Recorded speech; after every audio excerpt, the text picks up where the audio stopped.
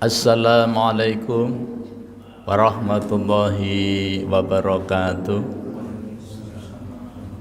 Innal hamdalillah nahmaduhu wa nasta'inuhu wa nastaghfiruh wa na'udzu billahi min shururi anfusina wa min sayyiati a'malina may yahdihillahu fala mudhillalah wa may yudlilhu fala hadiyalah.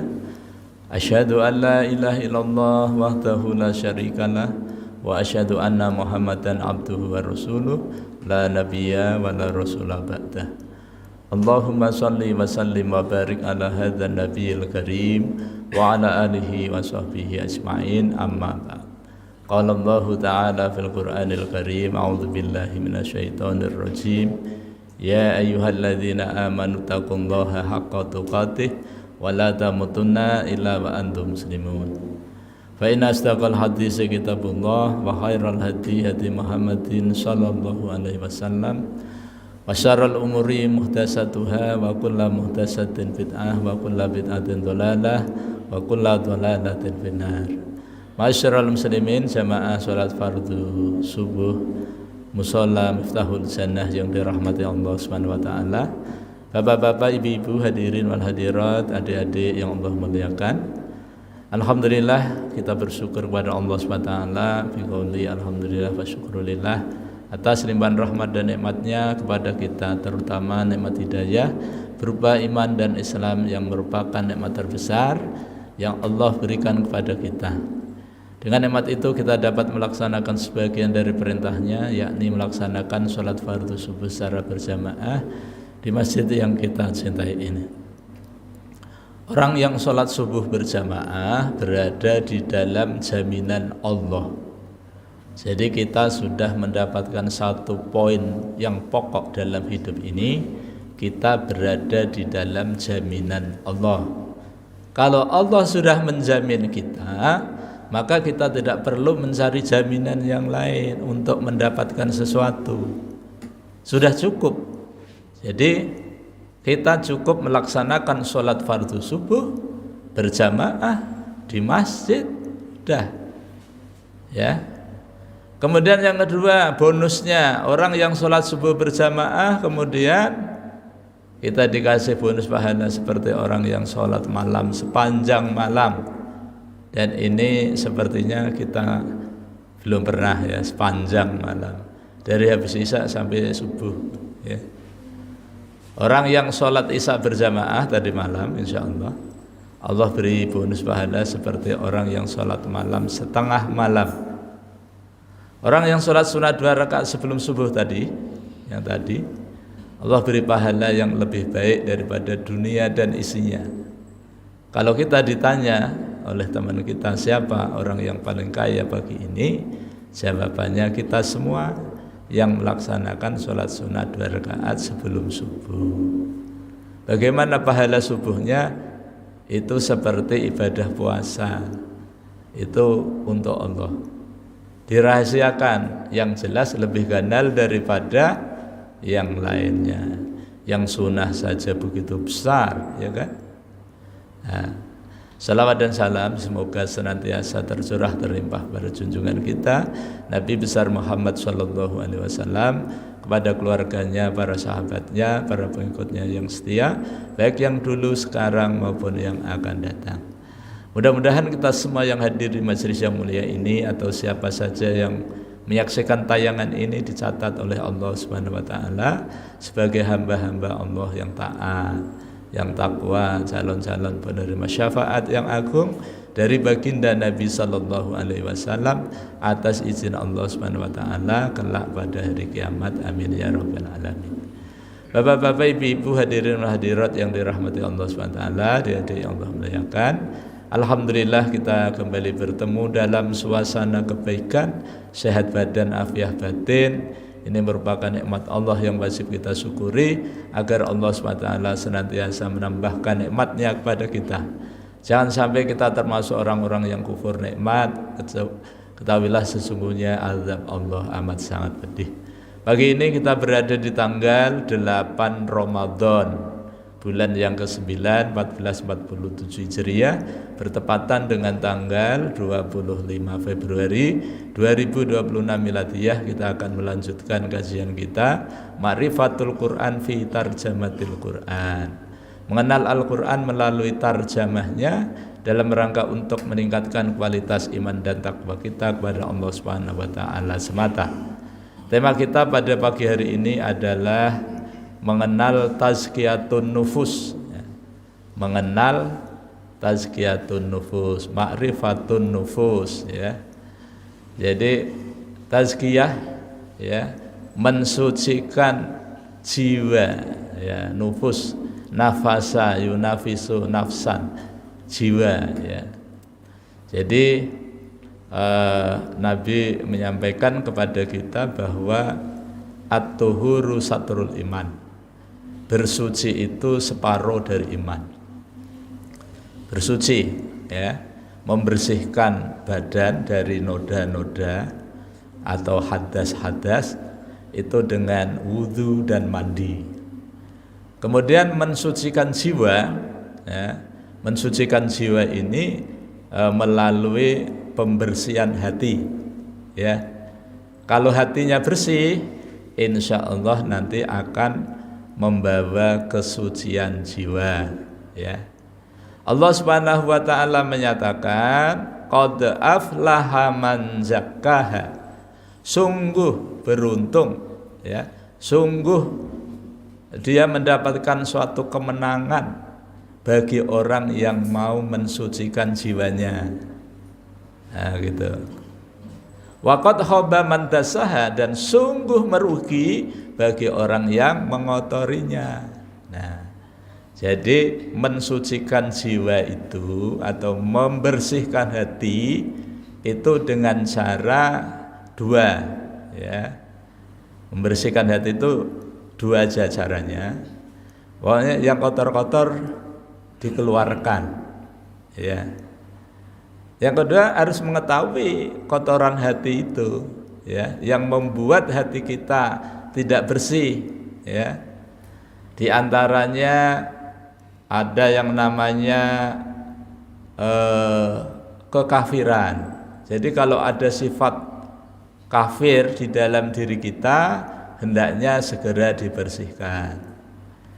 Kalau ada sifat kesyirikan, ya, sifat syirik, menyekutukan Allah, punya keyakinan bahwa sesuatu itu ada kekuatannya selain Allah, maka itu dibersihkan saja.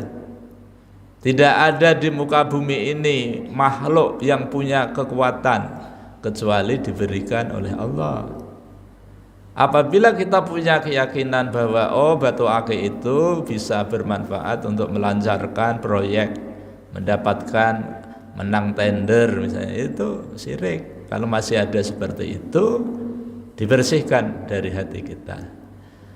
Kemudian yang ketiga, kalau ada kebid'ahan, penyelewengan dalam melaksanakan syariat Islam, bid'ah, itu juga dibersihkan. Yang keempat, kalau ada kemunafikan, ya, bersihkan juga. Nah, ini kalau munafik ini panjang pembahasannya. Tapi kalau ada sifat kemunafikan, minimal ada 3 cirinya orang munafik itu. Apabila berkata dusta, apabila berjanji ingkar, apabila dikasih amanah berkhianat. Ya, salah satu di antara 3 itu kalau ada pada diri manusia, maka itu ada tanda-tanda munafik. Kalau itu ada pada diri kita, segera diusir supaya tidak mengganggu aktivitas kita. Kemudian kalau ada perilaku riya, riya itu amalan yang kita itu ingin dilihat orang, ingin dipuji orang. Ini saya ini mau sedekah, ada yang melihat enggak ini, ya, kira-kira gitu. Atau saya sedekah supaya ditulis nama saya, besaran sedekah saya, gitu, ya. Itu riya. Ya. Riya ini lahir dari ujub. Nah, lahirnya dari ujub. Ujub itu tidak harus melihat orang lain. Ya. Orang yang ujub itu sendiri aja bisa ujub. Tapi orang yang riya itu harus ada orang lain. Harus ada yang menyaksikan apa yang kita lakukan, itu riya. Tapi kalau ujub enggak. Nah, ujub ini nanti akan melahirkan riya, akan melahirkan kesombongan. Kalau ada riya, ada sombong, terus ada sum'ah, segera dibersihkan. Yang kesembilan, kalau ada kebencian hil, ya, dibersihkan juga. Kalau ada rasa benci terhadap saudara kita, tidak disebut sih, cuma perasaan di hati kita, gitu. Jadi itu bersihkan karena itu kotor. Kemudian kalau ada hasad, iri, dengki, aid, ya, angkuh, iri, dengki, and sombong, ya, aids, gitu. Dibersihkan dari hati kita. Yang ke-12, su'dzon terhadap siapapun, apalagi su'dzon kepada Allah. Maka apabila ini ada, segera dibersihkan. Ya. Pakai metode orang-orang sufi, orang tasawuf, ya, taholli itu membersihkan. Membersihkan semua kotoran, mengosongkan semua yang dianggap kotor, yang mengganggu situasi hati kita, itu dibersihkan. Setelah itu apa? Diisi dengan yang baik, dihiasi dengan amal-amal yang baik. Nah, itu namanya tahalli, ya. Jadi setelah tahalli baru tahalli. Kalau sudah seperti itu, nanti baru kita tajalli. Nah, sekarang kalau kita sudah tahu kotoran-kotoran hati yang semua itu melekat pada hati manusia, maka kalau itu ada di diri kita, segera diusir. Bukan pakai rinso, bukan pakai alat-alat itu, bukan.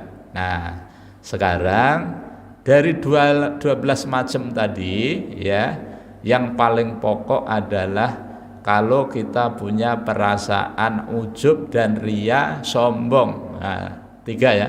Ujub melahirkan riya, riya melahirkan sum'ah, sum'ah melahirkan sombong. Nah, itu generasi yang ujub. Ujub itu bangga dengan amalan kita. Kayaknya di musola Miftahul Jannah ini yang paling banyak baca Quran kok cuma saya. Ya. Sudah bertahun-tahun nih, ya, di bulan Ramadan menghatamkan Quran 3 kali, yang lainnya cuma sekali, gitu. Gak ada yang melihat hati kita ngomong begitu, gak ada yang menyaksikan, kita bangga, itu ujub, ya. Tapi kalau kita membaca Quran niatnya ingin dilihat oleh orang, nah itu baru riya. Kemudian kalau kita membaca Quran kemudian minta dimasukkan ke mic supaya orang sekitarnya mendengar, kalau tujuannya supaya mendapatkan pujian, itu riya. Tapi kalau niatnya dakwah, ngasih contoh, ya, bahwa di Miftahul Jannah ada kegiatan tadarus misalnya, tidak apa-apa, itu dakwah, ya. Tapi kalau kita ingin dipuji orang, maka itu dihindari. Kemudian kalau kita itu ada perasaan sombong, ya, maka itu harus kita hilangkan.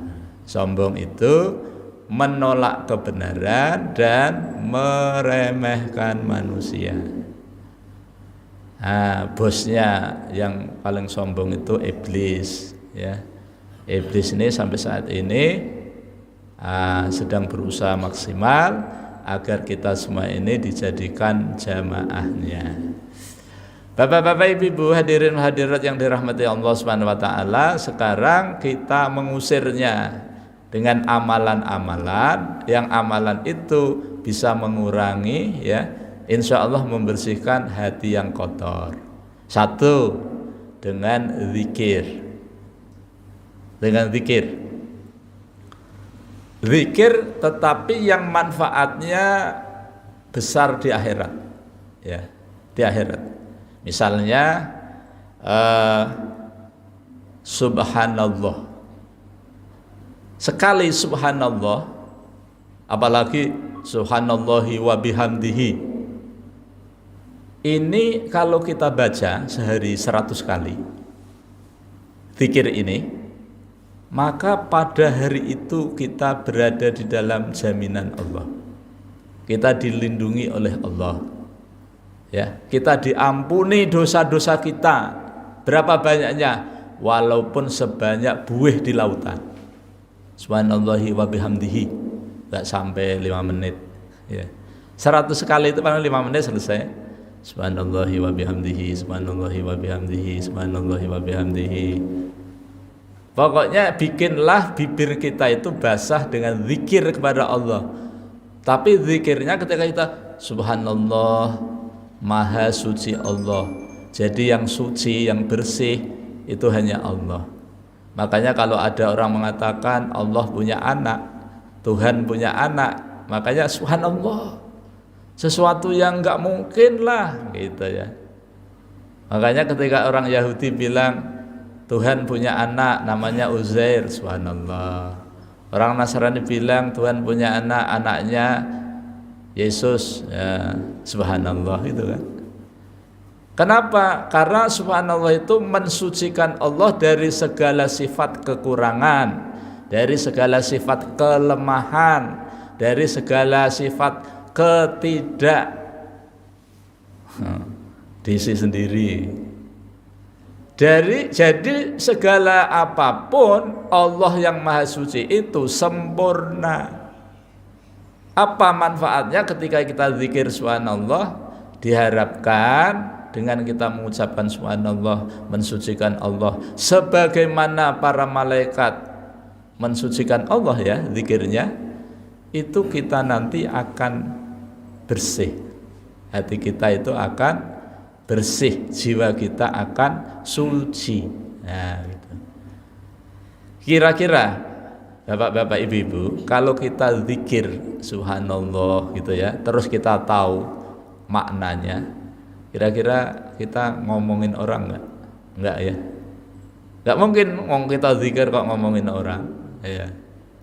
Kecuali di jamaah ngerumpi sambil zikir. Nah, itu. Tapi kalau kita subhanallah, nah, insya Allah kita tidak akan ngomongin orang, apalagi ngerasani orang, enggak. Kemudian zikir yang lain, zikirnya para malaikat ini mudah diucapkan, ringan di lidah, ya, tapi berat timbangan di akhirat. Subhanallahi wa bihamdihi, subhanallahil azim. Sekali aja. Subhanallahi wa bihamdihi, subhanallahil azim. Ini zikirnya para malaikat.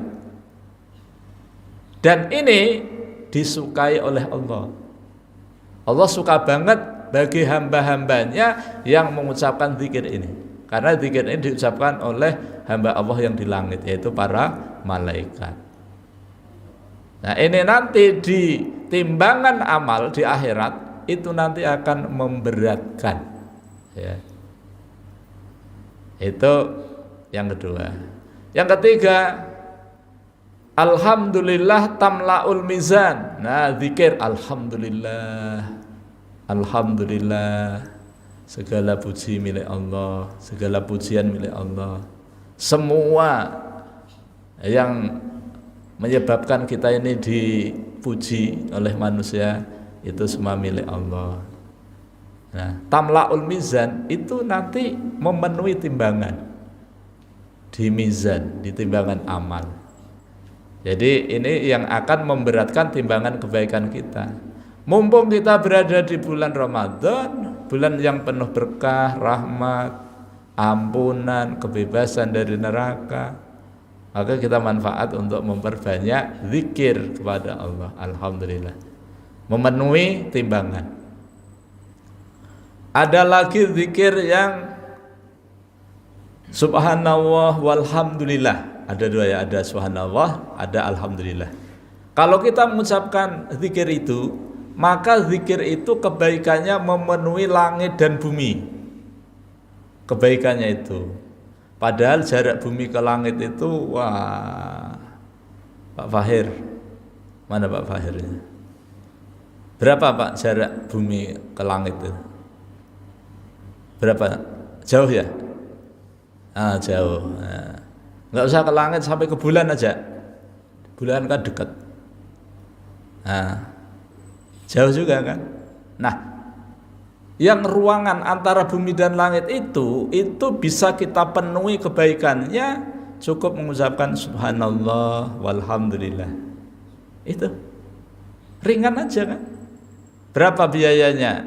Nggak pakai biaya, nggak ngeluarkan duit, yang penting kita mau. Nah, terus ada zikir yang paling afdol. Afdolu zikri fa'lam annahu la ilaha illallah. Nah, ini puncak dari zikir, dan ini adalah apa ya?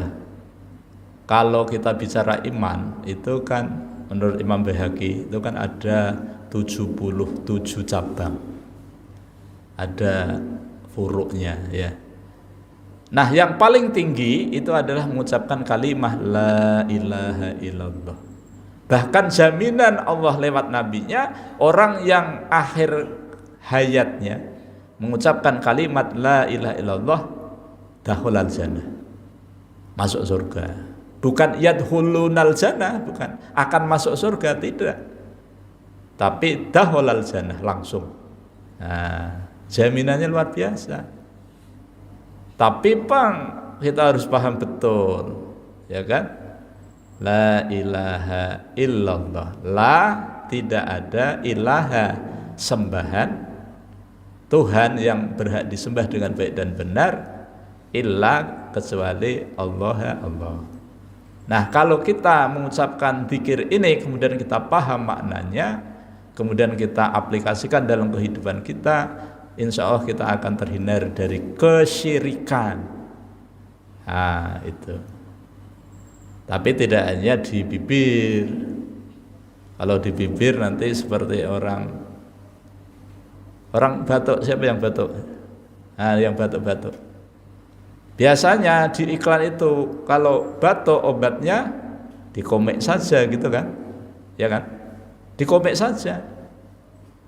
Tapi kalau kita cuma siapa saja di antara kita yang batuk, silahkan minum komik. Nah, tapi wiritannya kalau batuk dikomik saja, kalau batuk dikomik saja, sehari 100 kali. Tapi komiknya tidak diminum, ya kira-kira sembuh nggak? Nggak sembuh. Kalimat tauhid la ilaha illallah kalau cuma diucapkan dengan lisan saja itu tidak begitu berguna.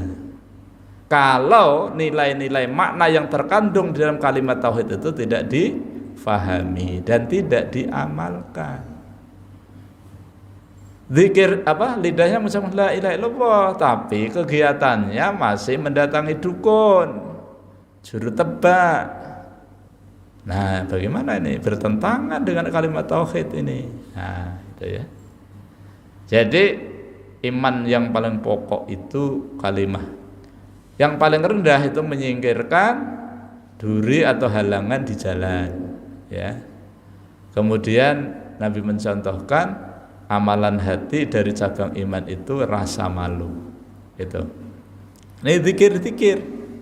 Nah, zikir-zikir ini kita laksanakan apakah di bulan Ramadan saja? Enggak. Latihannya di bulan Ramadan, riyadhahnya, mujahadahnya, nanti prakteknya di bulan Syawal sampai Sya'ban. Nanti latihan lagi, ya. Dan alhamdulillah ya, kita dikasih kesempatan oleh Allah masuk di bulan Ramadan kan. Tahun yang lalu Pak Ji, tahun yang lalu sampai saat ini jamaah Miftahul Jannah ada yang kurang nggak? Maksudnya yang meninggal ada nggak? Ada. Nah, ada yang meninggal. Sudah lama. Pokoknya tahun ini nggak masuk Ramadan kan? Nah, yang masuk Ramadan ini berarti masih hidup ya? Nah, alhamdulillah. Kenapa? Doanya dikabul. Ya, sering kalau bulan Rajab kan berdoa ya. Allahumma barik lana fi Rajaba wa Sa'bana wa balighna Ramadhana, gitu ya.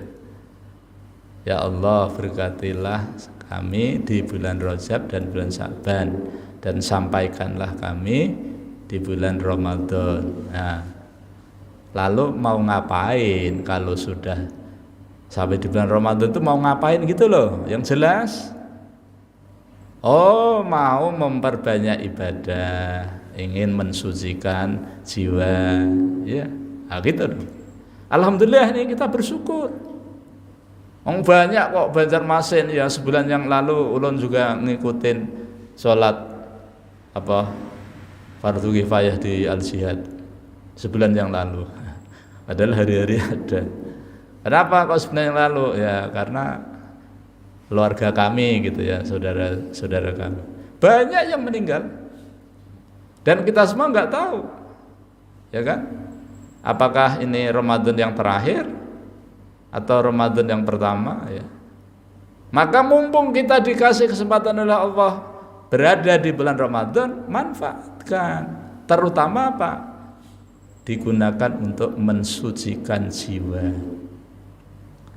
Apa sih manfaatnya mensucikan jiwa itu? Ya.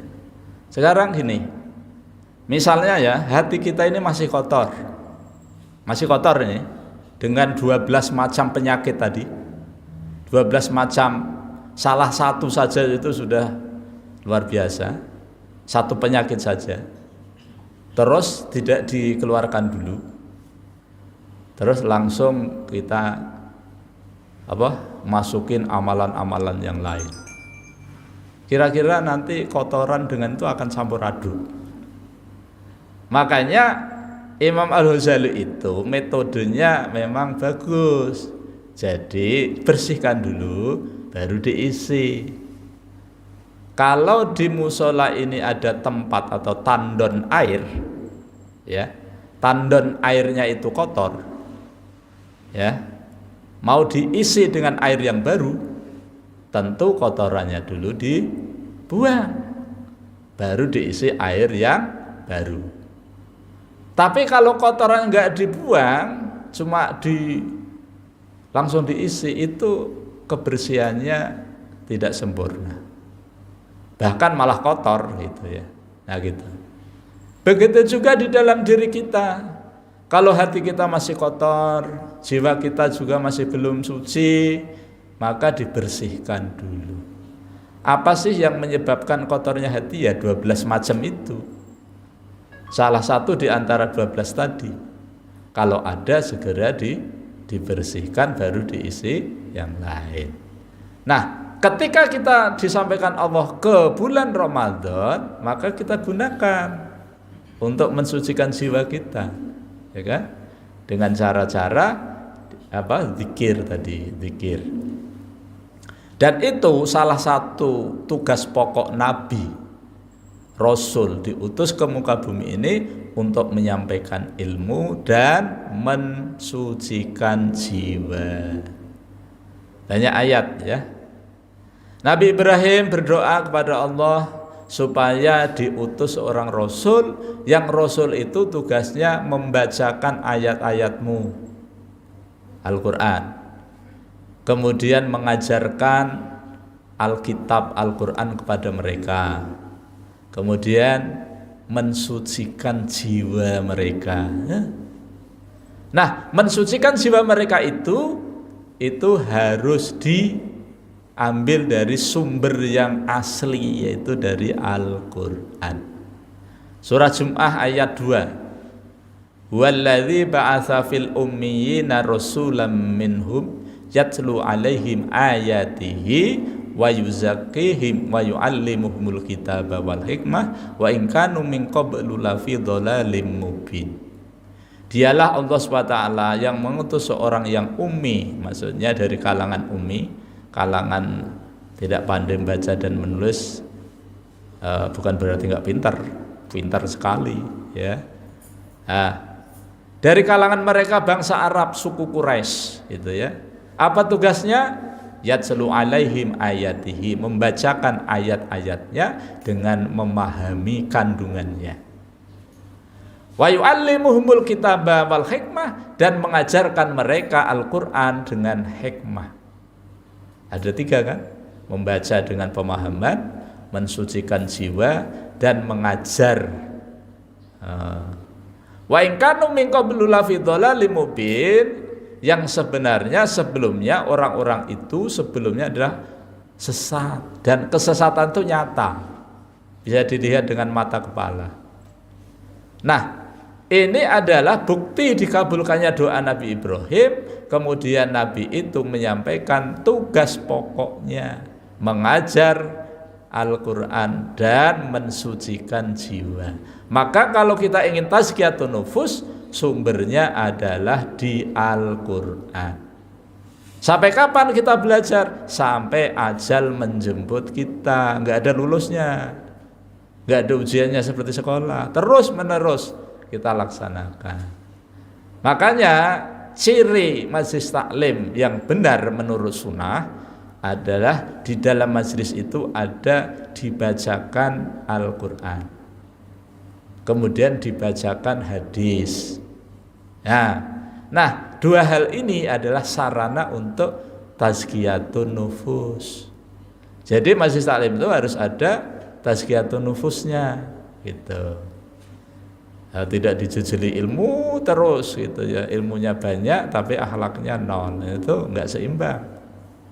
Nah, kemudian kalau kita menghidupkan sunnah Nabi, ya. Nah, ini kan kita ini menghidupkan sunnah Nabi ini, ya kan? Jadi di bulan Ramadan khususnya yang kita berdoa itu, Nabi mengatakan man shoma ramadhana imanan wahtisaban ghufirallahu ma taqaddama min dzanbihi. Man, siapa yang shoma berpuasa Ramadhana di bulan Ramadan imanan, didasari dengan iman, wahtisaban dengan ihtisab, dengan harapan-harapan penuh hanya kepada Allah. Kita berharap didasari dengan iman, ya. Apa yang akan dapat? Ghufirallahu, maka dia Allah SWT akan mengampuni baginya yang puasa di bulan Ramadan dengan iman dan ihtisab tadi. Mata kodama, apa yang takodama, yang telah lalu, dosa-dosa kita yang telah min dzanbihi, dari kesalahan-kesalahan kita, dosa-dosa kita setahun yang lalu, ya, mulai bulan Syawal sampai bulan Sya'ban. Nah, kemudian masuk bulan Ramadan kita berpuasa, maka kita diampuni dosa kita setahun yang lalu. Ini kalau siang. Kalau malam, man qoma Ramadhana, sama, ujungnya juga sama. Bedanya soma dengan koma. Man qoma Ramadhana imanan wahtisaban ghufirallahu ma taqaddama min dzanbi.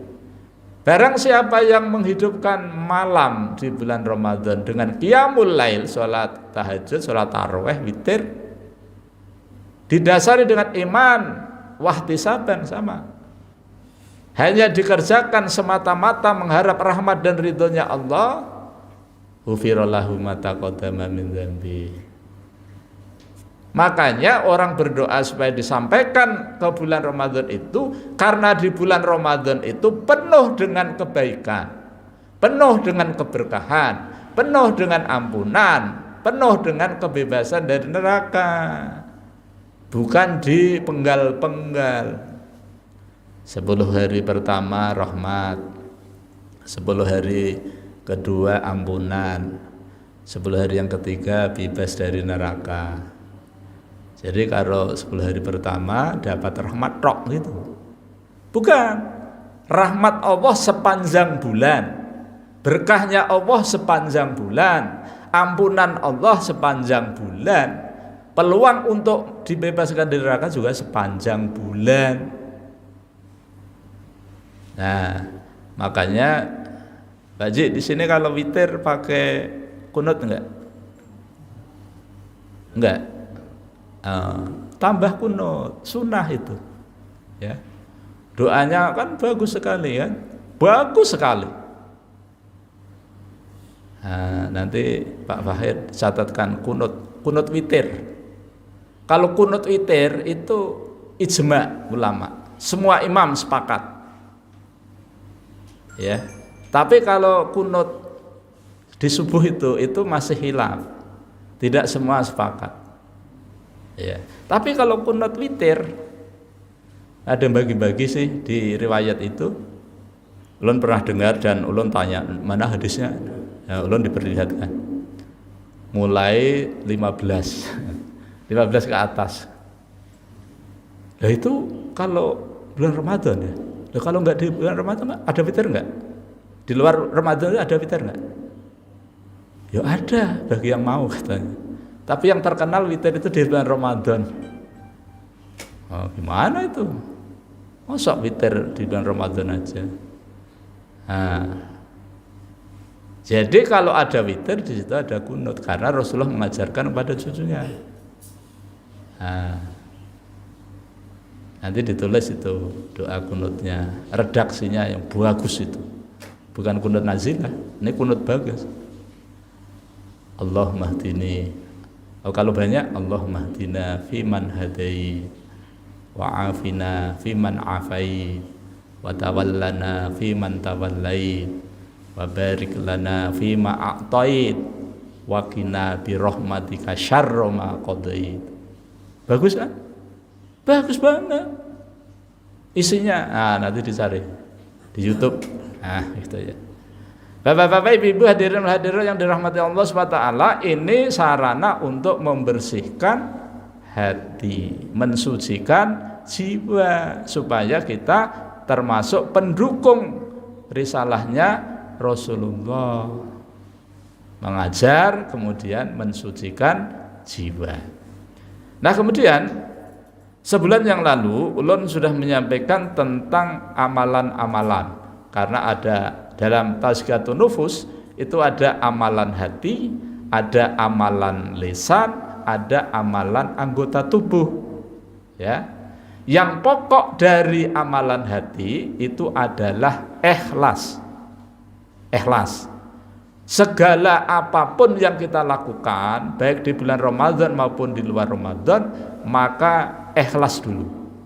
Niat kita dulu. Motivasi apa? Itu ya. Untuk mengetahui itu ikhlas atau tidaknya dites. Potensi di dalam diri kita ini kita harus tahu. Pak Haji kalau jamaah Miftahul Jannah dites untuk mengetahui kandungan potensi dirinya, boleh dites? Dites boleh ya? Ada tesnya. Kalau orang ibu hamil mau mengetahui ini jenis kelaminnya apa, itu pakai apa itu? Pakai apa? USG ya. Satu dimensi 250, dua dimensi 500, tiga dimensi 7,5, 4 dimensi 1 juta. Cuma sekali aja untuk mengetahui posisinya, terus kesempurnaannya itu biasanya sudah 5 bulan ke atas, yang 4 dimensi itu sudah ditiupkan rohnya. Tapi kalau bulan pertama, kedua, ketiga sampai keempat itu 1 sampai 2 dimensi saja, 500.000. Lah, kalau kita ingin mengetahui potensi yang Allah berikan kepada kita, baiknya, buruknya, keistimewaannya, itu, maka itu dites. Berapa biayanya? 250.000 aja. Di mana itu? Di Pondok Madinatul Quran. Itu hasil pendalaman dari Al-Quran, bekerja sama dengan Ari Ginanjar. Begitu. Tapi kalau untuk jamaah gratis, Pak. Untuk jamaah gratis, bener nah ini. Terutama yang subuh ini 1, 2, 3, 4, 5, 6, 7, 8, 9, 10, 11, 12, malaikatnya enggak terhitung. Ya. Gratis. Sampai kapan gratisnya? Sampai sebelum Ramadan berakhir. Kalau sudah berakhir bayar. Kenapa? Karena saya juga ingin kebaikan. Berapa yang akan diketahui? 45 45 potensi yang Allah berikan kepada kita. Dari mana sumbernya? An-Nahl ayat 78. Wallahu akhrajakum min butuni ummahatikum la ta'lamuna syai'a wa ja'ala lakum sam'a wal absara wal afidah la'allakum tashkurun. Dialah Allah SWT yang mengeluarkan kalian dari perut ibu kalian. Ketika itu kalian tidak tahu apa-apa, tidak punya apa-apa, tidak bisa apa-apa. Pokoknya pasrah ngalah, bersih, nggak bisa apa-apa. Tapi Allah memberikan potensi 3 besar. Ya, wa ja'ala lakum sam'a, pendengaran, sumber keluar masuknya ilmu, informasi. Ini departemen apa ini? Wal absara, dan penglihatan untuk mengobservasi dari informasi yang kita dengar. Katanya ada yang mendukung Israel. Katanya siapa? Ya orang Israel, ya nyata ya orang Israel. Katanya akan membuka apa? Membuka usaha. Katanya. Nah katanya itu dari sini. Diobservasi, benar nggak? Dari mana ini sumbernya? Gitu. Kalau kita mendengar, barang siapa yang beriman kepada Allah dan hari akhir, maka berkatalah dengan perkataan yang baik. Kalau nggak bisa, diam. Kita dengar. Siapa yang mengatakan? Ustadz Adi Hidayat. Ustadz Hidayat dari mana? Beliau mengatakan, beliau membacakan hadis Arba'in Imam Nawawi. Nomor berapa? Nomor 15. Dibuka. Oh betul. Nih. Wal afidah, dan hati nurani untuk mempertimbangkan yang kita dengar, yang kita lihat, betul enggak? Karena ini rajanya. Ya, akal kita itu panglimanya, tapi rajanya bilang apa? Oke, ya jalan, enggak oke, enggak jalan. 3 ini yang Allah berikan ini, masing-masing satu mewakili 14, jadi 15. Satunya 15, satunya 45. Itu ada pada diri kita. Potensi yang Allah berikan pada kita itu ada di sini. Dan kita tidak tahu. Supaya tahu kita tes. Gitu loh maksudnya. Nah makanya kalau mau digratisin ya segera. Tesnya menjawab 120 soal. Cuma 3 aja jawabannya. Setuju, sangat setuju, tidak setuju, gitu aja. Ya. Misalnya gini, Pak Fahir, kalau ketemu orang, pertama kali ketemu Pak Fahir yang memulai pembicaraan atau bukan yang memulai, misalnya gitu. Ya, setuju. Oh saya biasanya memulai. Misalnya, oh sangat setuju, ya, begitu ya. Nanti setelah selesai hasilnya keluar. Kalau sudah keluar, baru kita tahu. Makanya istilahnya talent DNA. Jadi setiap kita punya talenta itu DNA, bukan darah, itu bukan, tapi DNA, drive, network, and action. Jadi kita mengetahui. Nah ini cocok orang-orang yang pensiunan. Biasanya orang pensiunan kan kegiatannya gimana gitu, kurang jelas, menghabiskan uang pensiun, ya.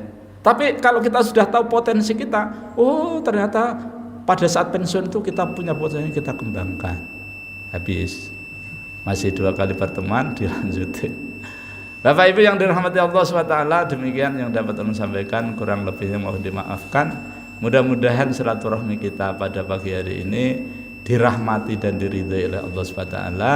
Ulun mohon maaf, pasti banyak kelirunya, banyak salahnya dalam kajian ini. Mari kita tutup dengan baca hamdalah dan doa kafaratul majlis. Alhamdulillahirabbil alamin. Subhanakallahumma wa bihamdika asyhadu an la ilaha illa anta astaghfiruka wa atubu ilaik. Wassalamualaikum warahmatullahi wabarakatuh.